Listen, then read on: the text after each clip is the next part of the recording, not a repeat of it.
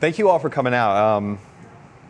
It's a real honor to be up here and speak. It's something, I remember the first time I came to a Creative Mornings, and it was the first time I saw a talk where people kind of told their origin story and talked about how they got to where they are, and I had never really seen anything like that before, and it was something like I was just amazed by it. I love coming out to them, and I wondered how people got picked to be a part of it, and I thought like, oh, maybe like there's this elite set of designers in Orlando and you get summoned to them and they say, we want you to talk at Creative Mornings. And the experience wasn't really that for me. I was getting drunk at a bowling alley and this guy came up to me. He's like, hey man, I want you to speak at Creative Mornings. I was like, that would be awesome. And he said, I want you to speak on February on ethics. And I was like, that's kind of a weird topic for me to speak on. And I kind of felt like you should be the one, Vic, right there. I was like, you should be the one speaking about that because this guy earlier this year took this design that Vic did and put it all over his stuff without asking for permission. And that's some bullshit, right? So I was like, you are the guy to talk about ethics. And he's like, no, you should talk about like work ethic. And I was like, oh yeah, I kind of do a bunch of stuff in town.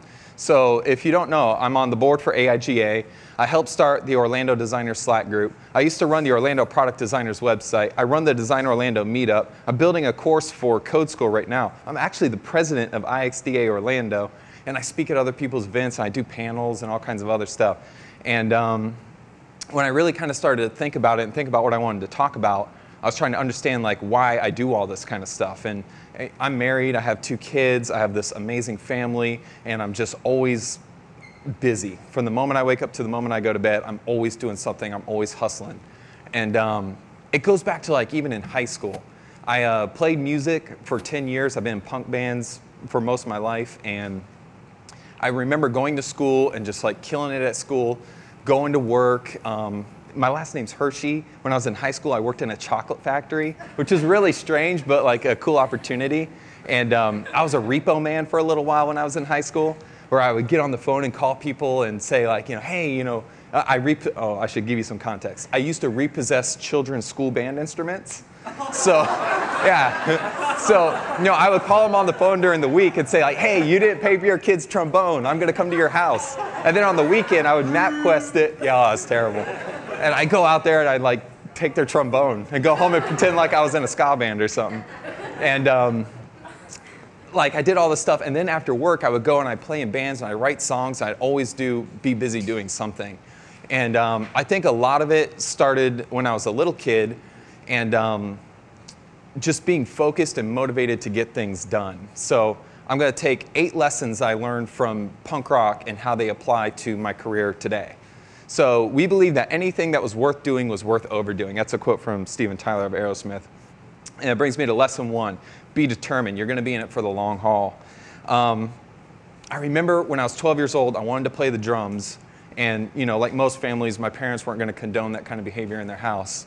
So they weren't going to like help me get a drum set. So I knew I had to raise the capital. And drums are kind of expensive for a 12-year-old. So I jumped on my bike and I started riding my bike to strip malls and trying to get jobs. And I landed on this gig at an Italian deli called Donofalo's. I'm sure they're long out of business now. And they said, we'll pay you cash every week if you come in and wash dishes. So I'd sit there and wash dishes, and they had a little black and white TV. And I'd go there after school, and I'd watch like Young and Restless and Days of Our Lives. And I got really into like soap operas, and I was making money. And I would save it up, and over a course of weeks, like 12 weeks or whatever it was, I got enough money to get the drum set. And I did spend it, and I like bought the drum set, and I was able to start my career as a drummer. And though that was like an amazing experience, the most important aspect of it was I figured out that anything was possible if I just stayed determined and stayed focused and tried to make anything happen. So when I looked at music magazines and I wanted new cymbals or, like a Tascam tape deck recorder or something like that, it was like, all right, that's 4 weeks of work, that's 3 weeks of work. Like everything was possible, and things that seemed impossible now were possible. And I think the same thing sort of happens in people's careers. A lot of times someone might be doing marketing work and they want to do web work, or they're doing web work and they want to do branding work, and they might say like, oh, these people are these great illustrators, I can never match what they're doing. And I think if you just really stay determined and focused on it and work towards it every day, like you can literally do anything you want, and you shouldn't settle or be complacent in your job or what you're doing with design. Like you should really be focused and move towards what's going to ultimately make you happy. Darling, my attitude is fuck it. That's Fred Mercury of Queen, which is lesson 2. It's not for you. I remember in 2004, I was sitting in a bar called Got Rocks with the bar owner, explaining to him that I'm going to build promotions, I'm going to go to 3 cities, I'm going to spread the word, I'm going to get a radio spot in the neighboring city, I'm going to draw all my friends in from, at the time, MySpace, to come into his club because I really wanted to open for a band that he had coming into town. He had a bill that had Local H and Electric Six. And Electric Six was this huge band for me, and I was a huge fan of them. And I didn't focus on explaining to him like what a huge moment it would be for me to get to play with these guys. And I focused on like the benefit of bringing me on so that I could convince him to play with those guys.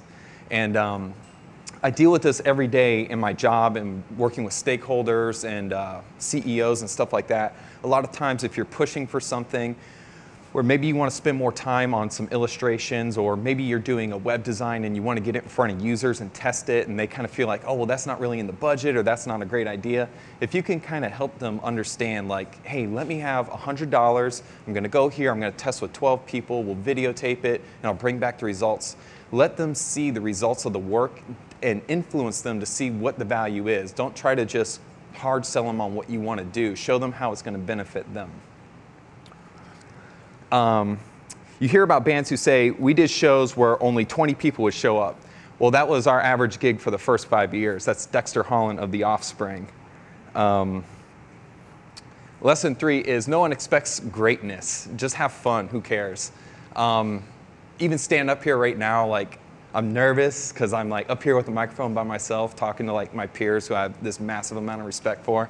And I remember playing this show, I was in Charlotte, North Carolina. I was hooking all the mics onto my drum set, and I looked up at the crowd, and there were literally hundreds of faces looking back at me. And I was never nervous getting on stage and playing shows, but I'd never played for a crowd this big before, and I was petrified.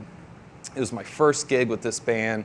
I only practiced with them for a month. I knew that they had a huge crowd, but I wasn't really prepared. I hated the music, and I just like had to deal with it. And I was going through my head like imagining all the things that could go wrong. And I think people kind of go through that all the time, where it's like, I'm going to drop a stick, I'm going to screw up that song like I did in practice the other day, or I'm going to make all these mistakes. And I just kind of decided like the worst thing that's going to happen is I could completely train wreck these songs and get booed off the stage, and then I could go home and go to bed, have some drinks, and get on with my life. It's not a big deal. And the same thing kind of happens with designers. I think we get so emotionally attached to our work that a lot of times we're afraid to put it in front of people. And you might like have some designs that you're working on, and then someone might suggest user testing it, and it might be like a scary idea because you don't want people to destroy your work or speak poorly about your work. But I think when you get it in front of people and get their feedback, you can learn so much and improve yourself so much that it's really worth getting it out there. If you're getting into illustration and you're not sure about your work, like just post those dribble shots and see what people say. If they give you good feedback, refine, update, and put up new stuff. It's only going to make you better if you get good feedback. I got to try and stay on the positive vibe. All my people got to stay on the positive vibe. Negativity brings failure, and we're not trying to fail in this game. We're trying to succeed. Notorious B.I.G. Lesson 4, stick with good people. The journey's more fun when your friends are with you. I remember when I was a kid, I got my drum set, I was 12 years old, and I was like, all right, next step, got to get a band. And none of my friends had instruments because they're 12-year-old kids, they just wanted to play. So I would go home and I would get these musician friend magazines, and I'd take a Sharpie, I'd like circle a bass and circle a bass amp and all the accessories. Then I remember I had this friend, David Foster. I don't even know I remember his name. I was like, dude, ask your mom for this stuff for Christmas. Like, we're gonna start a band. He's like, yeah, I'm gonna do that. And then Christmas Day would come by and he'd like Tokyo drift a go-kart by my house. Be like, I got a go-kart. I'd be like, damn it. That's so awesome. And then we'd just like play on the go-kart. So like as I went through and I met people who are better and I started to like make these friends, like there were just some people I played with that I just gelled with. Some people that were really good, some people that were just okay, but like we had this connection, we could vibe off of each other and we understood each other. And I think when you come out to events like this and you meet people and you vibe off of good people, you gotta keep those people in your life. Like Justin Mazzell, sitting right there, he doesn't know it, but like he's a huge mentor to me, and like a lot of what I am today is because of advice that he's given me, and it's had this huge impact in my life. And I think when you find those people that you really connect with, you got to stick with those people and keep them in your life because they're only going to make you better. Man, there is a delay on this. I'd rather be dead than cool, Kurt Cobain. That's kind of a premonition. Lesson 5, just put it out there. Who cares what they think? Like I was saying, when I was on stage in Charlotte, I hated that band.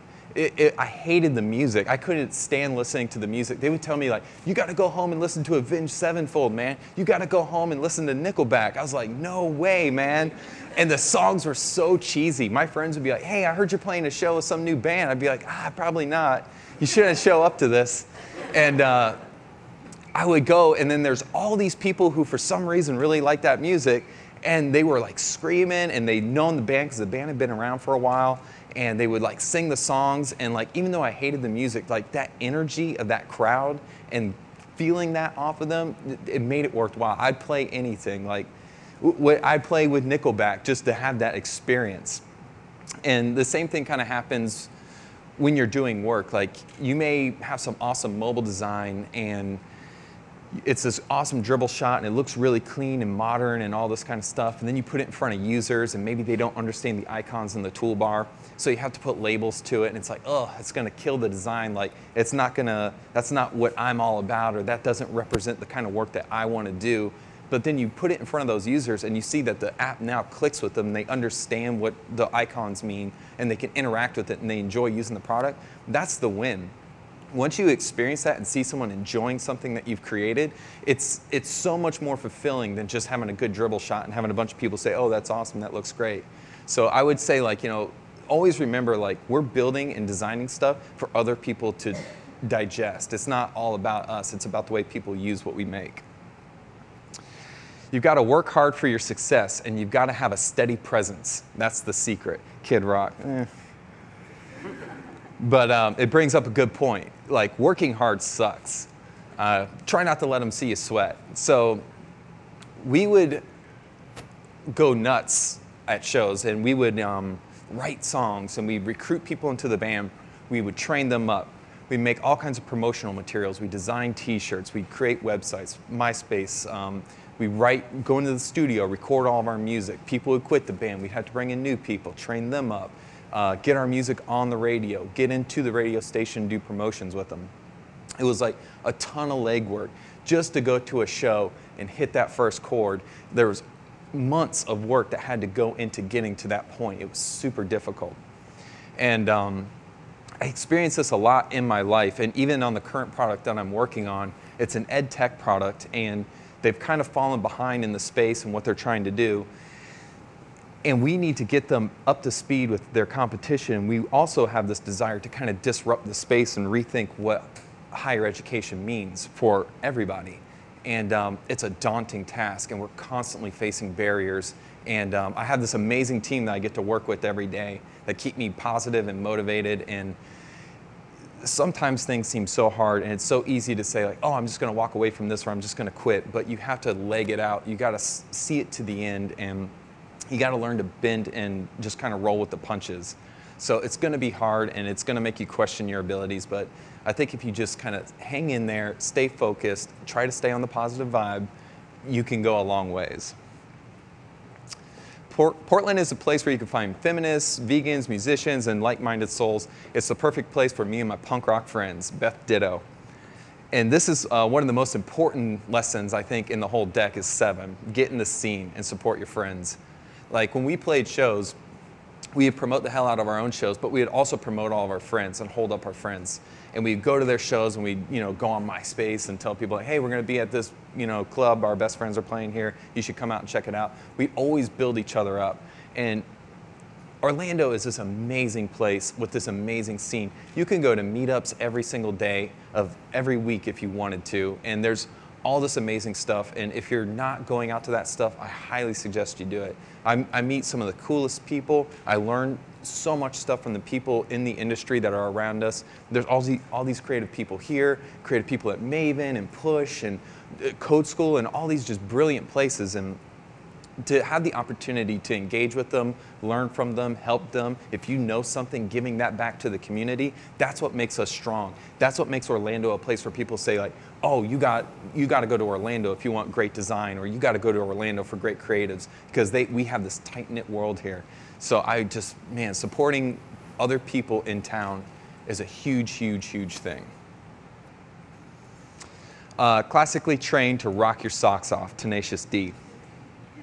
Lesson 8, be tenacious. Like at the end of the day, you got to work hard. Like I'm not the most talented person. I'm not, a great designer. I'm not a great UX person, but I try to learn something every day. I try to just better myself every day.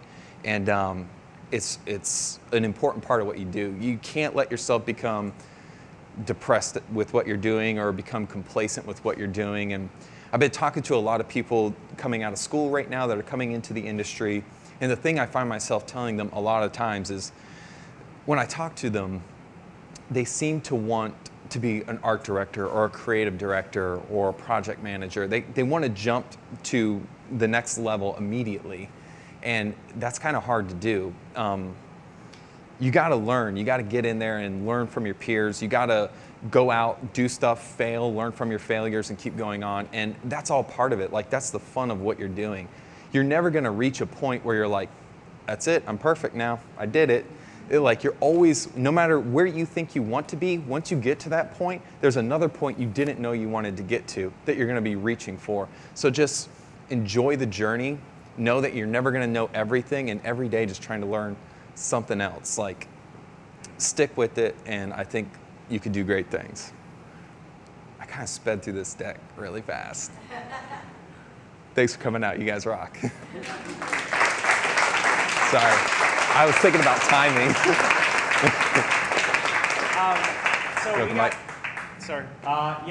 We got some time for you guys to ask some questions for Paul, so I'm sure you got some. So. Okay, and go. Yes. What was the name of your band? I was in a bunch of bands, but Automatic Go, The Thrill, those are bands I'm more proud of. So check those ones out. And did you play the show that you were trying to convince the manager? Oh, the one that I was nervous at?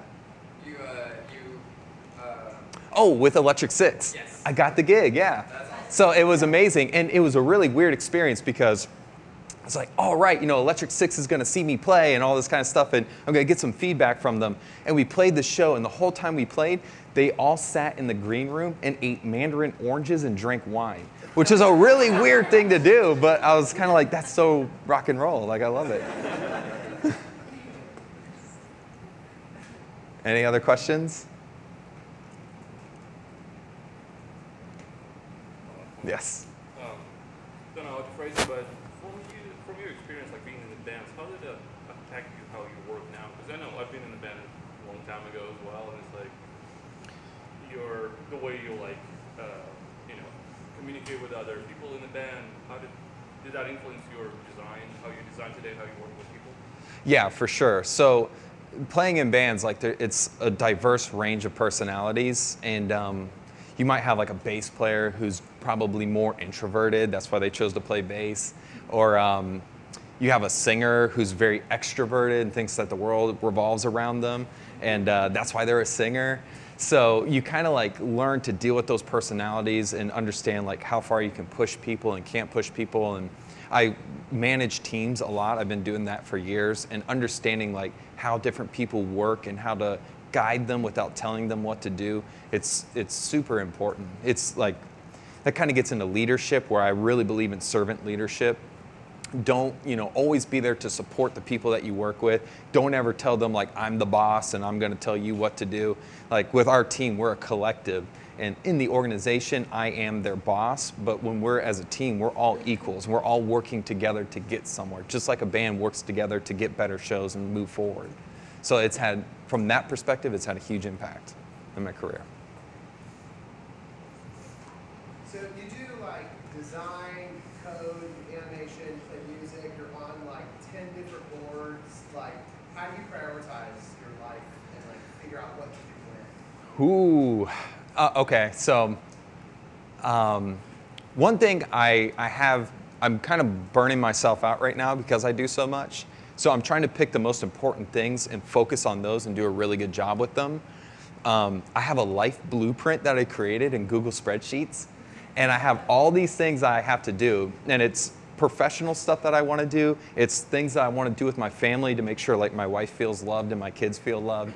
And I have to like check, I'm a UX person, so I live on data.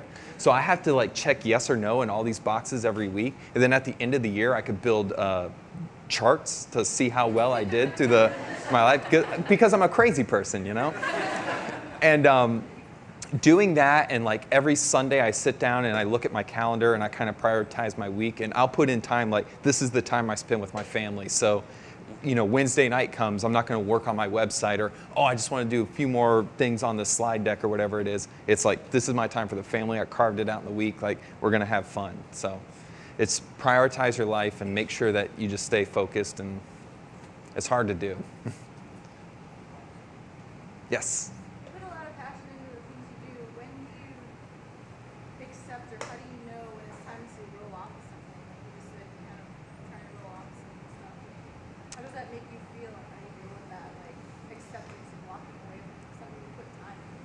Okay, so how do I deal with walking away from things? It's super, super difficult. I'm really bad at saying no to stuff. I'm really quick to say yes to most things. And I've had to learn what are the things I'm most passionate about, and I have to let go of some things, and it's really hard for me to do that.